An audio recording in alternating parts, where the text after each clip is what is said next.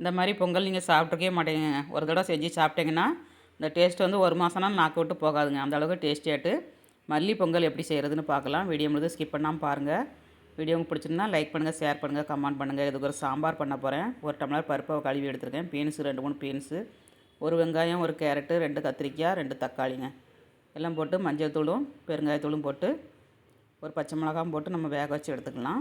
மல்லித்தழையும் ஒரு கைப்பிடியோடு எடுத்துக்க 2 பச்சை மிளகாவும் அரைச்சி எடுத்துகிட்டு குக்கரில் பருப்பு வெந்துருச்சு. காயெல்லாம் குக்கரில் 2 ஸ்பூன் நெய், 2 ஸ்பூன் தேங்காய் எண்ணெய்ங்க, இஞ்சி ஒரு விரல் அளவுக்கு எடுத்துருக்கேன். 2 டம்ளர் அரிசிக்கு 1 ஸ்பூன் மிளகு, 1 ஸ்பூன் ஜீரகங்க.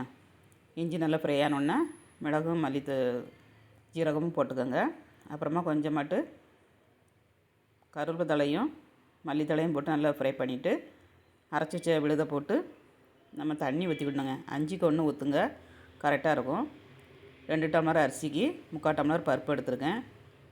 10 டம்ளர் தண்ணி வச்சுருக்காங்க.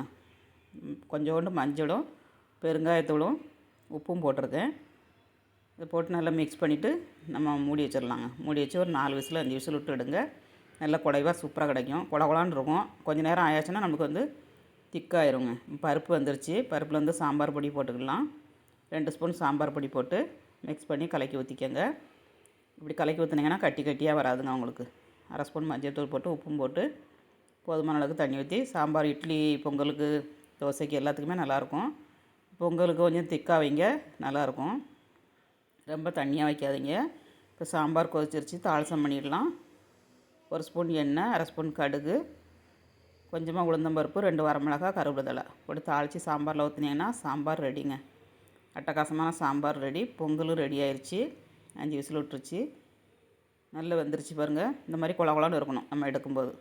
அப்போ தான் நம்மளுக்கு லாஸ்ட்டில் ஒரு 5 நிமிஷம் ஆயிட்டுனா நல்லா ஈரும் உங்களுக்கு. முந்திரி பருப்பு ஒரு 10 முந்திரி பருப்பு 2 ஸ்பூன் நெய்யில் விட்டு வறுத்து எடுத்துருக்கேங்க. எவ்வளோ நெய் விட்டு நிற்கி பாருங்கள். பொங்கல் வந்து இப்போ ஒரு 10 நிமிஷம் கழித்து நான் எடுத்துருக்கேன். நல்லா ஆறி திக்காயிருச்சு பாருங்கள். சூப்பரான பொங்கல் கிடச்சிருச்சுங்க நமக்கு.